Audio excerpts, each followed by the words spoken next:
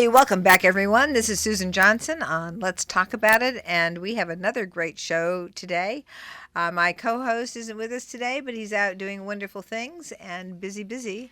But we're here with a wonderful, wonderful guest, and I am so thrilled to be able to introduce Liz DuPont Deal, and she is the Associate Director for the Connecticut Citizens Action Group, and she's going to be here talking about what's going on this week or next week actually, with the Connecticut Insurance Department's hearings on the rate increases that have been proposed for health insurance rates.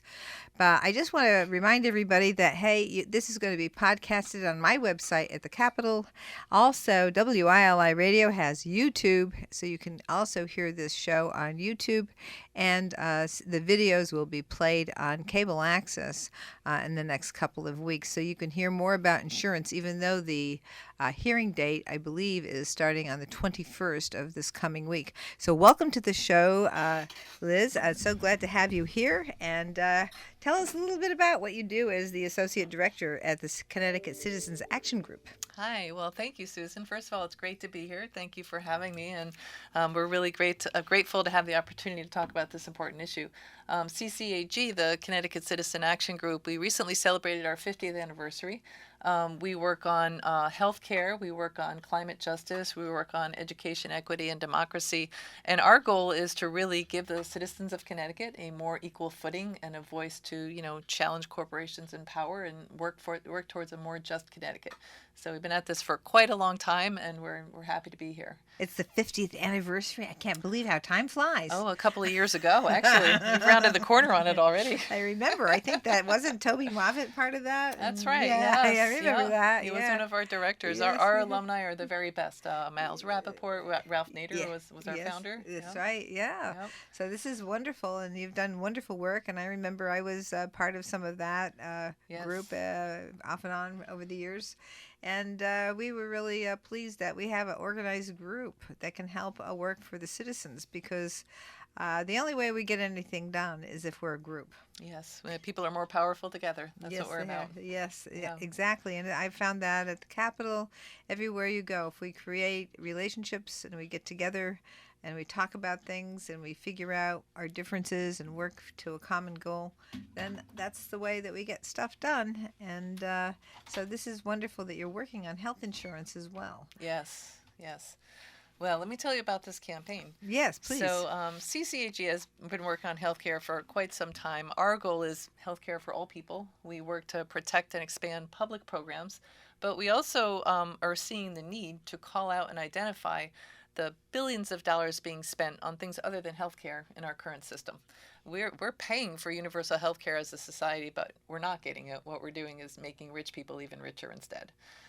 This particular effort started in its current form around 2021, where there was a very robust effort to get a public option for healthcare, which would have allowed small businesses and nonprofits to buy into the state's partnership plan.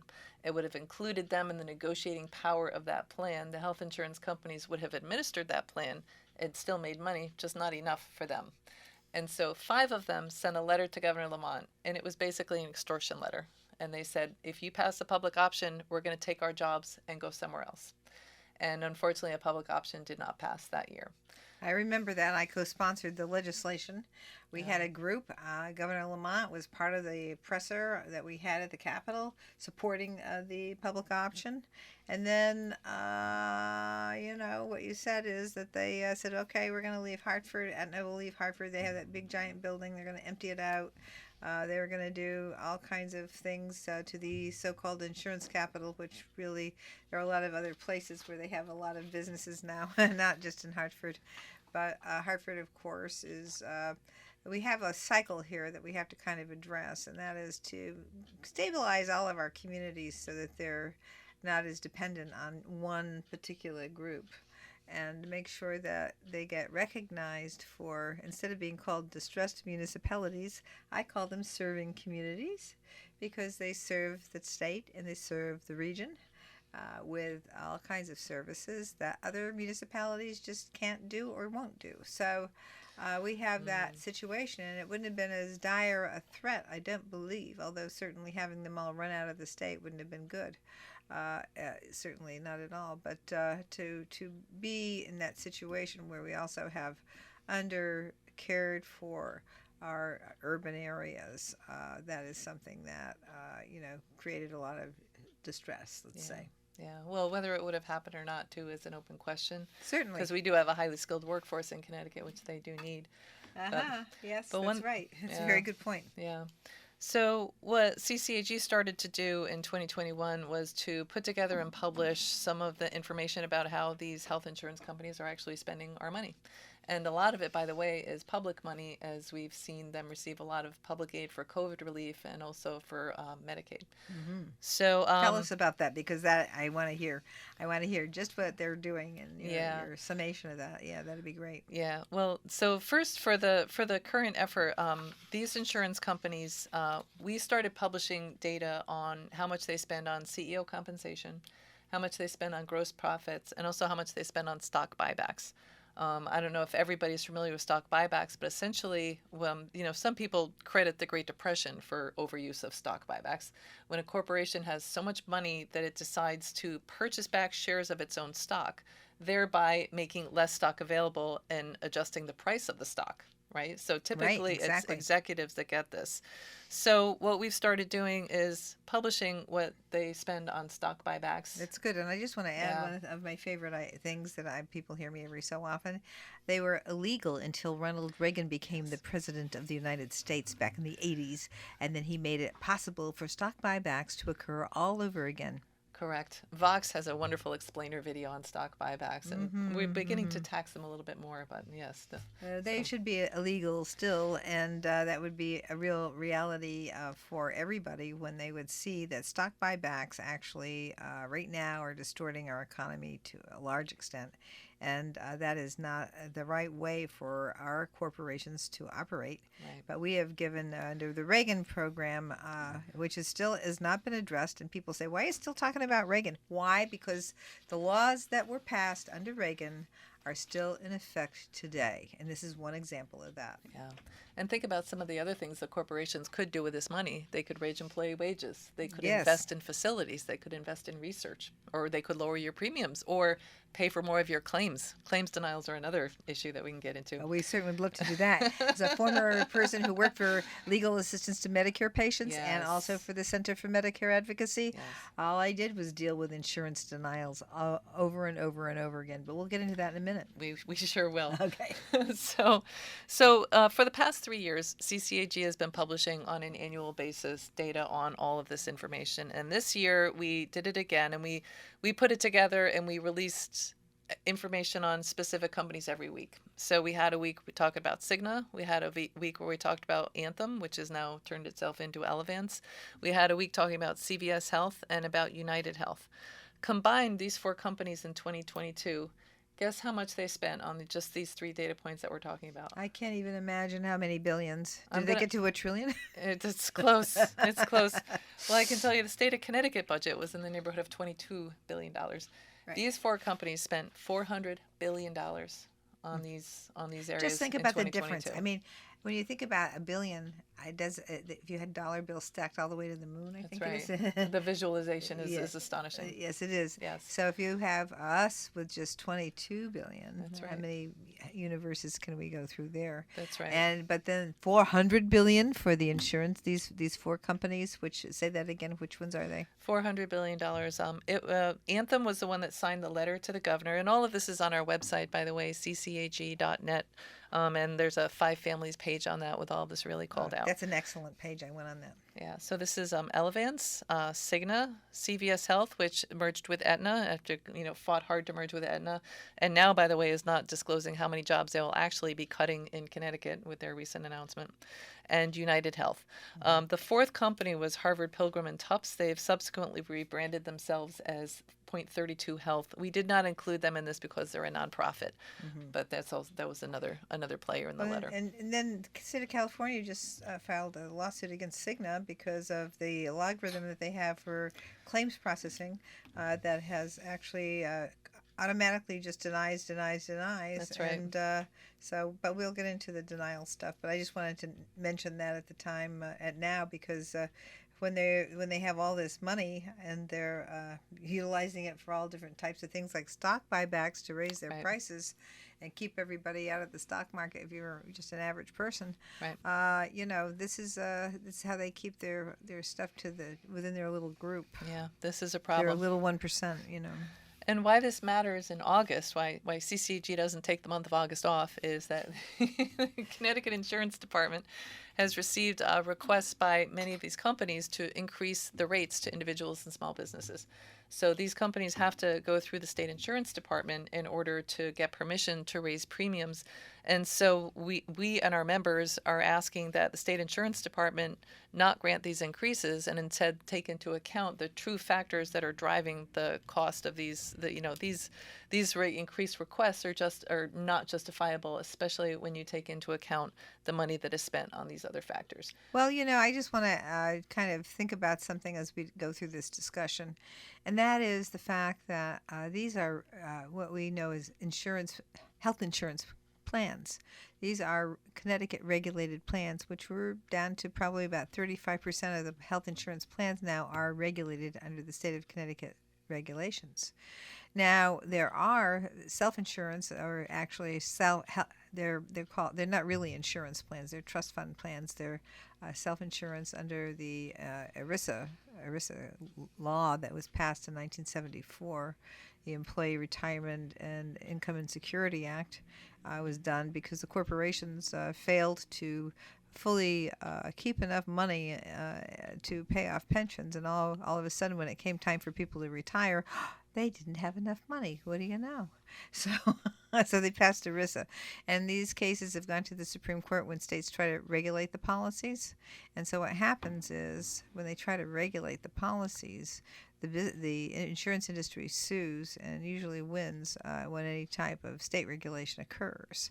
But now they have a real scam going where they're probably trying to raise the market so much that everything becomes a self-insurance plan.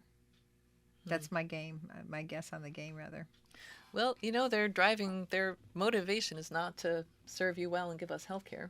Correct. Their motivation is to make profits for their shareholders. And one other thing about the ERISA plans is what they do is they lure everybody in with their very low premiums, but wait till you get sick and you need to use the plan. They have very high deductibles. So most of the people that are on ERISA plans never get to use the insurance or the health plan trust fund money. Right. Go ahead. Right. No, it's all good. So I know this is going to air on the 18th. So on the 21st of August, that's this coming up Monday, that's when the state insurance department is having a public information session on these rate requests. So CCAG is going to be having a small demonstration outside the LOB just to remind folks that this is how your money's actually being spent. And also we will be, we're getting information out to people about how to testify, how to watch the hearing. It's going to be broadcast on CTN. Great. And so people can still weigh in to the insurance commissioner and let the insurance department know what they think of these rate increases and whether we should be taking into account other factors. Well, like what I just talked about, is this a way for them to move people more out of the regulated area where you have some protection under the state of Connecticut with your health insurance plan and move them outside of that into the unregulated area? And they all claim, they're very well regulated because ERISA federal law says, but ERISA federal law is bare minimum, and it does not do the kinds of things that the state of Connecticut can do in terms of the regulatory, regular insurance plans. Right, agree.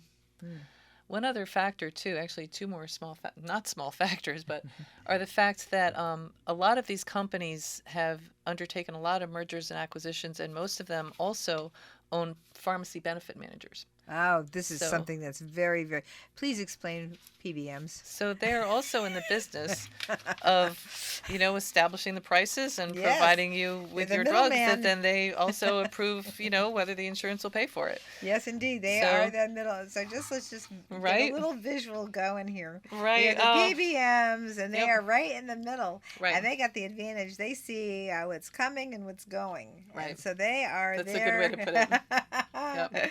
So tell us about the pharmacy benefit managers. The CVS is one for the state of Connecticut. That's right. And I am just, I've been to a number of conferences on PBMs. Okay. And I know that we've tried to pass legislation in the past to make it so that they don't get the kickbacks that they usually get when they offer to do certain things for their clients, and then working with the insurance industry. There's a lot of little games going on there. So tell us about the PBMs. Sure. Well, you just did a great job of it also. And I'll say Cigna has Express Scripts, CVS has Caremark, United Health has Optum Rx. And this is just another way that they're making a lot of money off of providing us care or not providing us care, as the case may be. So we would like the insurance department and also the legislature to explore these practices and call for a great deal more transparency about what each of these companies is doing, where the money is coming from, what the conditions are, etc. I know that we have passed laws in the past, and all of a sudden they disappear. But we'll keep at it.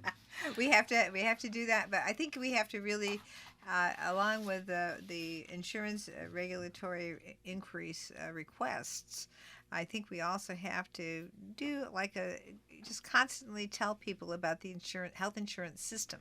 Yes. Because the system is complicated.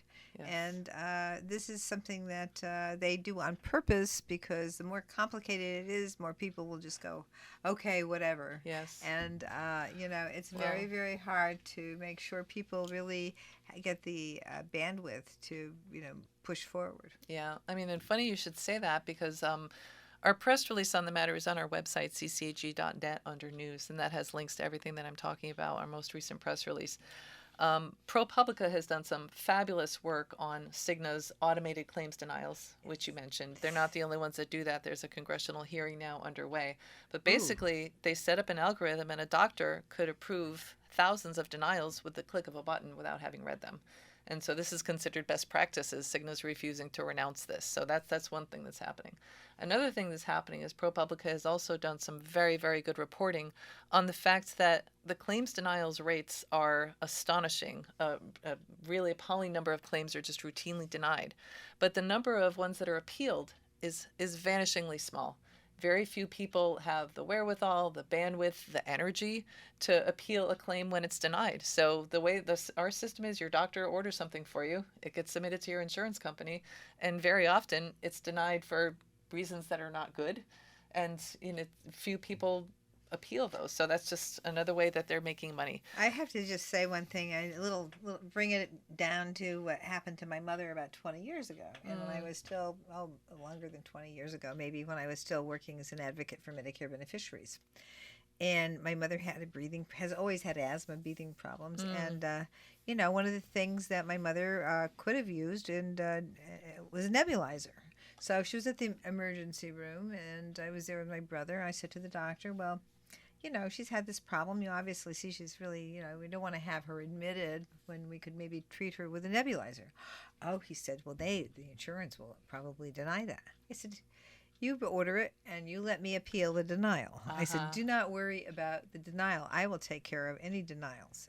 I'll just have your, reasons. Just put your reasons for getting the nebulizer ordered, and I will appeal it. Well, he ordered it, and guess what? Nobody denied it. And again, with my mother a couple of years ago, she had some problems with surgery and home care issues, and she needed to have somebody observe and assess her every day until she got the surgery. So the doctor said, oh, they don't do that every day. I said, leave it to me. I'll appeal it. Guess what? They were there with Mama every day. So I'm just saying that the poor doctors got all these different insurance companies with all these different policies. You've got the Medicare program that's very, very complicated. Yeah. You've got the Medicaid program, which is a whole other set of complexities and coverage issues. And so I have great sympathy for our providers, and they're not getting the money that the administrators are and that the insurance industry gets for the work that they do, and they're the ones providing the service. And so we're going to go on a break right now, but this is Susan Johnson. I'm here with my guest from CCAG, Liz DuPont-Deal, and we'll be right back after these messages. Welcome back, everyone. This is Susan Johnson. I'm here today with Liz DuPont Deal, and she is with CCAG, the Connecticut Citizens Action Group, and what they are going to be acting upon is the hearing that's coming up with the State Department of Insurance on increases that have been proposed by the private health insurance industry. And so what we want to do is we want to get a group together to talk about what is going on with them? Why are the profits so gigantic? And why aren't these profits actually being pushed back into the system so that people will have more access to health care, which is really a vital issue all throughout the state? So welcome again, and thank you so much for being here today. Great to be here. Thanks for having me.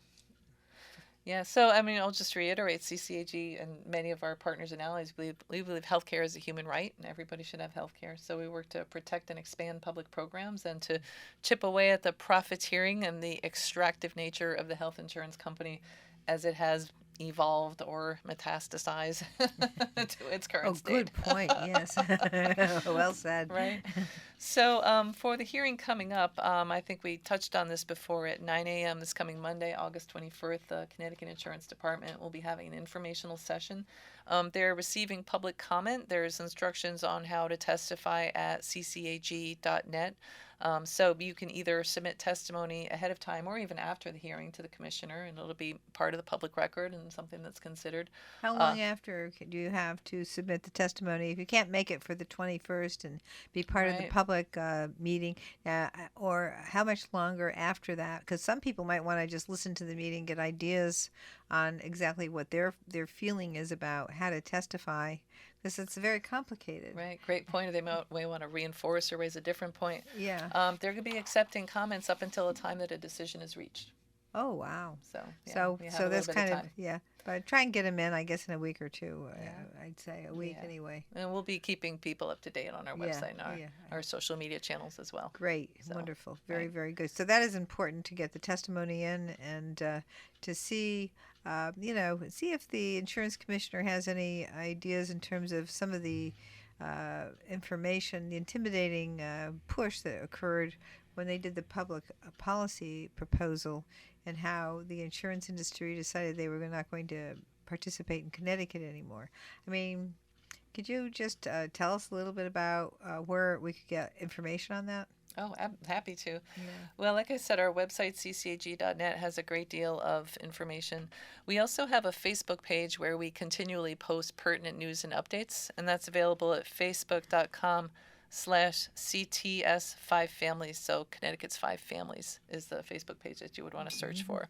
We also have a link tree with a number of important documentation, including that letter itself, and that is https://linktr.ee/CCAG5Families. And that's also, all of this is also available at our website, ccag.net. I want to say too, Susan, you made a point that, people should know more about the health insurance system. We entirely agree. So, if you sign up for updates, CCAG is going to be embarking on a continual process of informational sessions and educating people just about how convoluted the system is. We're going to be working with our partners and developing an informational session, which I promise will be fun. It is fun to know about how you can protect yourself because that is like we were just saying. I mean, there are all these denials initially, and the insurance industry knows that a lot of people just give up and they count on it. They count on, and the insurance industry counts on the people just giving up on the denial. But if you know that if you appeal the denial, or if you get your doctor to work with you on the appeal of the denial, then in that case, very, very frequently you will win once you appeal. Once you say, hey, wait a minute, this isn't right. Yeah. But there are a lot of intricacies in that also, which I guess we have the Office of the Healthcare Advocate to help us with. That's a great Ted point. Doolittle, who has been doing wonderful work for people here in the state of Connecticut. And they actually really help people get their resources when the insurance industry or the hospital claims a problem exists. All of a sudden, the Office of the Healthcare Advocate is able to analyze the situation, because that's all they do. And they've been saving our constituents every year somewhere between 6 and 10 million a year on their insurance denials. Yeah, So if you don't want to go through the denial process yourself, contact the Office of the Healthcare Advocate. You can Google it, and if you have the information for the contact, Liz. I do not have it on Oh, me, that's but okay. as Susan said, if you Google it, they're extremely customer friendly. Yes. I've used them. I know a lot of people that have, and even including them in your claim denial, I think bumps it up in their estimation and gets you a little more attention. So Absolutely. they're there to fight for you. That's what they're there for. And they do all kinds of denials. They don't just limit it to a Medicare or Medicaid. They do private insurance, all types of private insurance. They really do wonderful healthcare work, and they are very, very, very effective. Yeah. Yes, excellent point. Well, I just want to say also that, CCAG's overarching argument here, which is very important for this hearing, but it's also very important for this next legislative session and the next legislative session, is the fact that we've devolved into treating healthcare like a commodity. There's these companies and there's others that are making billions of dollars at our expense, and we really need to get our state regulators and lawmakers to question this and drill down and look at why this is happening and put the brakes on it, because it is just not, it is absolutely not okay. We are having so many people in medical debt. We are having so many people neglecting their health because they can't get care. We have a lot of people that have insurance that can't afford to use it, as you've said. That's right, and that goes right to the low premium, high deductible self-insurance plans. These health plans make it so that people think the organization, whether it's a municipality or a small business or even a larger business, they like Hartford Health, for example. When the nurses were protesting at Hartford Health, all of a sudden they said, well, we can't afford our insurance because they have a high deductible plan. So Hartford Health does that to their nurses. This is happening all over the place. It's happening here in town. We have high deductible, low premium plans here. And it's kind of a lure. People are lured into that. The administrators are lured into going into the self-insurance industry plans, but they're not really insurance. They're trust plans, and they're only regulated primarily by the federal government. And when the state tries to regulate them, what happens is a lot of the times the insurance industry gets a little annoyed, and they might go to the United States Supreme Court. So this is the kind of thing that has been going on since 1974 when the ERISA plans were created. And the United States Supreme Court has created some of this difficulty that we're faced with at this point in time. How lucky is the Willimantic community that your state rep is not only a good advocate but also an attorney?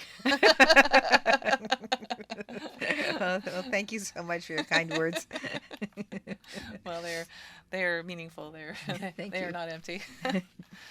So, yeah, I mean, well, I'll just read through some of the numbers then, since we have a little bit of time. Again, this is on our press release, and we've done a series of social media posts on this, which I have to say, we were surprised at the amount of traction and response that we got from our social media posts.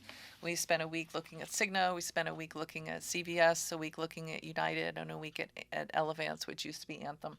And there were tons of people on Twitter, now X, on other social media platforms, who had shared their stories of claims denials. And we wish it wasn't so easy to find them, but there were just so many stories of people. One gentleman wrote, she just scrawled on his bill, just like, this is outrageous. And it's just the pain that you can see coming through and just how absolutely routine this is. So, okay. So, Susan, how much do you think Cigna's CEO David Cordani made in 2022? I'm going to cover it up so you can't see. I don't know, 50 million, 25, somewhere between 25, 50 million, something like that. You're right. It's somewhere between 25 and 50, and this is down, by the way. The prior year he made $91 million. So, in 2022 he made $37 million. Why'd they reduce his pay? Well, it wasn't because his customers were so happy. That's why. Maybe it was because he paid for too much health care. And so the others were Elevance. Elevance's CEO made $23.9 million. I guess we can call that 23.98. CVS, $30 million, 30.8, and United Health was $23 million.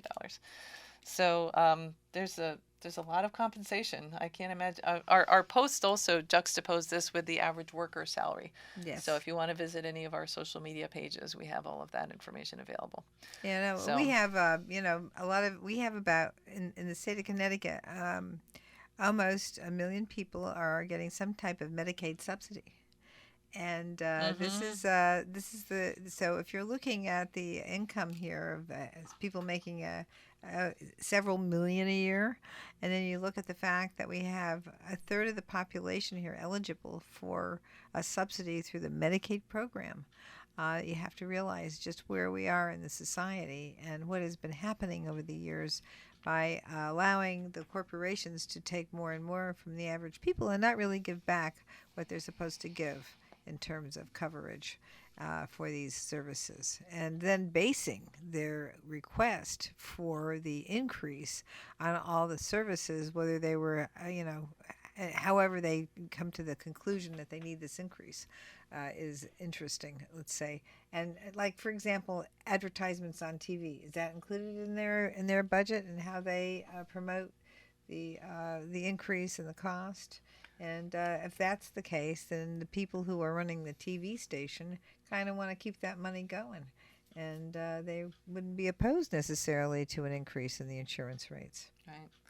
Well, it certainly is an interesting question to look at how these corporations are embedded or not into their communities. And it's certainly worth looking at how many jobs actually do remain in Connecticut despite their words. I know that there have been a lot of complaints and reports of outsourcing. And of course, CVS now is in the process of cutting, you know, I've what is the total? They're in the process of cutting thousands of jobs nationwide, and they have Right. not yet come clean with how many of those will be in Connecticut, although layoff notices have started to come out. And what kind of jobs? I wonder. I can't even figure out what they're gonna. I mean, they're closing down certain CVS stores, and so there goes the tax base in that community Mm, because they're paying taxes. And once you lose a store like that, you're going to lose money, and it will cause your property tax to go up. mm-hmm. Yeah, it's all connected. Yes, it is. It's all It's connected. we've got to take a look at all these connections because Mm-hmm. if we really understand how it all works, like they do, Mm-hmm. you'll be able to make some changes. And one thing we'd like also is greater transparency. I Yes. mean, this is essentially a public function, as you're Yeah. saying. You know, they've Yes. received a lot of government money during the pandemic, and think of what they could have done during the pandemic, by the way. Think back to those times and look at the kind of money that these companies were making. Did they give you masks? No, we all paid for our own masks. We know how effective community health workers are. Did they send community health workers out to explain what was happening and safe practices? No, there was very little proactivity from the insurance companies. So, Well, in this country, what we have is a division. We have a division between the provider and the payer, and half the payers, and the idea that we have a public health department that licenses and oversees all the things that are supposed to be done for people's health. And it gets confusing because in other countries, the public health department and the providers are all under one area, and the government pays for the cost of the care. And so this is a very different situation. That's why our costs are so high, and our outcomes are not that great because hmm we're always looking at a denial of benefits that really should have been covered because the doctor knew what he or she was doing. But the insurance company will have an overseer who isn't a doctor necessarily, maybe someone who has a healthcare background, but is really looking for a way to find a denial. And now they've created a logarithm in their computer systems, so they don't even have to process it through a person. So this is getting worse all the time. yeah. Well, to your point earlier too, though, I mean, I really encourage people to go to ccag.net and sign up for updates and join us if you're available. It'll be 8:30 outside the Legislative Office Building. We'll be at the hearing. You can watch the hearing either there or from home. But get involved because people are speaking out, and that is what is going to make a difference, right? So That's we're always stronger together. We're stronger as a group, and we don't get change until we look at that And it's something that I've been going to national conferences on mental health care, and what's come up is the idea that the insurance industry doesn't pay for mental health to any great degree. They don't recognize that mental health is supposed to be covered by insurance. It's supposed to be treated. How many times have we done mental health parity laws here in the state and in the federal government, only to have the insurance industry deny the coverage for mental health coverage? So we have a long way to go in terms of that. But one of the things I found quite interesting is they brought people in. National Conference of State Legislators and Council of State Governments brought in someone from our current Department of Labor who was very, very on fire about the fact that these insurance companies are not covering mental health issues. And because they're not covering, we're running into this epidemic of mental health problems. And so one of the things that we spent a lot of time on is what is it that we can do in our states to make sure the insurance industry provides the coverage that they need to provide. And I saw that President Biden just put in for more mental health parity as a requirement in an executive order. And that is something that should be going on, because we really need to make sure we take care of everybody. And right now we're not really doing that. And I think that we'd have a lot lower expense if we just got the insurance industry to pay for what it's supposed to pay for. That's right. It'd be so much easier to prevent things than to wait till they Yes. get very, very bad and then pay for the catastrophe. That's right. Well, Yeah. and let's just go one more step on that, because if the insurance company denies and they get away with the denial, then the person gets sicker and sicker, and Yes. then what do? They might have to go on Social Security disability, and then the insurance industry is free of any payment in that circumstance. Right. And they will also be on the Medicare and Medicaid plan. So that would be a big cost shift. So they have a Right. real benefit to denying coverage so that people will become disabled. Yeah. The incentives are all wrong. Yes, Yeah. yes, yes. I mean, they should still be responsible for a denial anyway, Right. somehow. And I'm not sure how you get there from here, but it's an idea. Yes. Yes. But, Well, Connecticut is the insurance capital of the world, right? And I will say also, some of CCHG's other work also involves challenging corporations. We also do a lot of climate justice work. And I will say that in Europe, some insurers are backing away from insuring and investing in fossil fuels. Mhm. And we also do a lot of work to persuade travelers and the Hartford to stop insuring fossil fuels, because that's a really strong difference that we can make in the climate crisis, which is now, we all know, more urgent every day. It certainly is. And of course, the subsidies for fossil fuels continues on the federal level in this country. And people complain about the fact that the costs are going up and somehow want to blame the government. But in fact, fossil fuels are private industries. And the private industries, whether your hospital or your fuel or your Walmart, you have rights as a private industry. And so what happens is they utilize their rights to a maximum degree, more than anyone could dream about, because that's what they spend their lives doing. And we now have a real problem in making transitions that we've been trying to do since the 1940s. With electric vehicles were first discovered and created in the 40s. And we've been working on that sort of thing with the fossil fuels.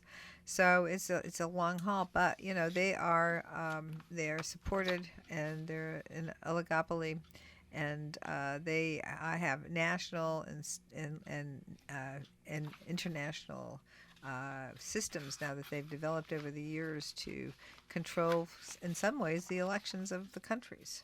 And by saying that somehow this government is responsible to take and make sure that we address the price of oil when it's internationally done, organizationally done, and then done here on the local level, is that's a complex thing to work out. It really is. But I think we have a lot of good advocates working on making sure that we make these transitions.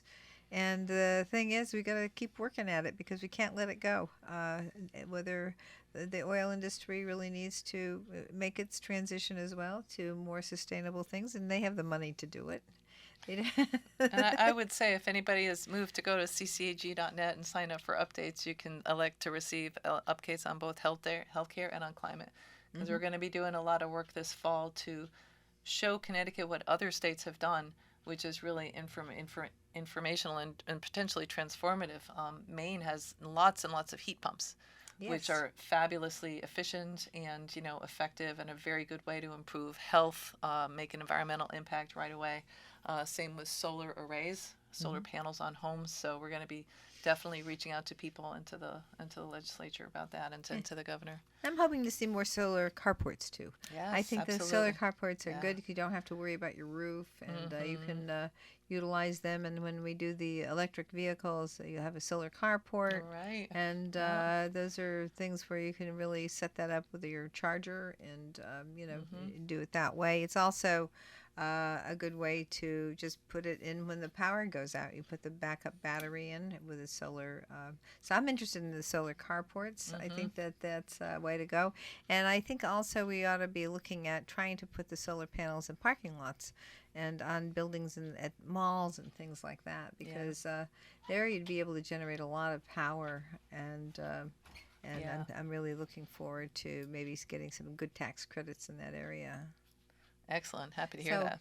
why don't you tell us? We have a couple minutes left. Tell us a little bit more about what's going to happen on the 21st, how we can get in touch with you, and the vision that you have for the next few months. Fabulous. Well, again, thank you for having us. The Connecticut Citizen Action Group is at ccag.net. We are going to be having a small action outside of the insurance department hearing. That's going to be at 8:30 a.m. August 21st in front of the Legislative Office building in Hartford, right near where the parking garage is. We'll be taking part in the hearing and we'll be reaching out and following up afterwards. We'll definitely let people know what the decision is. Typically, the insurance department has granted some, but not all, of the rate hikes that are requested.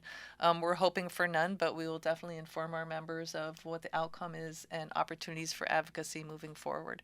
We're going to be sponsoring a series of informational sessions, which will, I promise, be fun. You would imagine how exciting healthcare numbers can be. But we've talked about some of them. So to describe the number of hospitals in Connecticut 20 years ago versus now. And so there's a lot of consolidation happening in our healthcare system. And typically, what will happen is the insurance companies will blame the hospitals, who will blame the pharmaceutical prices, right? So it's almost like a Mm-hmm. like a like a three-ring circus where everybody's blaming each other. There's plenty to go around, and we're going to take it one by one and give people a good working knowledge and tools to take action for all of these things. When just want to say about the hospitals, I can't resist because Wyndham Hospital has been gobbled up by Yes, Hartford of Health, course, and the and maternity. we Yeah. don't have the maternity, we don't have the intensive care unit anymore, and everybody thought when they were doing these things back in the day of maybe 10, 15 years ago, it's oh well, they'll have more economies of scale. No, what they do is they take away the competition, and so And they're they being have a sued, right? price There's they have the price increase. They were yeah, sued by St. Francis yeah, Hospital for being too much of a monopoly. And so yeah. I just want to throw that in there. So that is not a help to the finances. That actually distorts the finances there too. But thank you, Liz DePondil, and thank you, CCAG, for all your great work, making sure we get people together, making sure that we will be advocates for the people and make our economy work the right way for everybody. And the insurance companies will make money, but we want to make sure that That's people right. get the health care. So thank you so much, and stay tuned next week for another great show on Let's Talk About It. This is Susan Johnson with Liz DePont Deal from CCAG, and take a look at their website. I think you'll find it very interesting.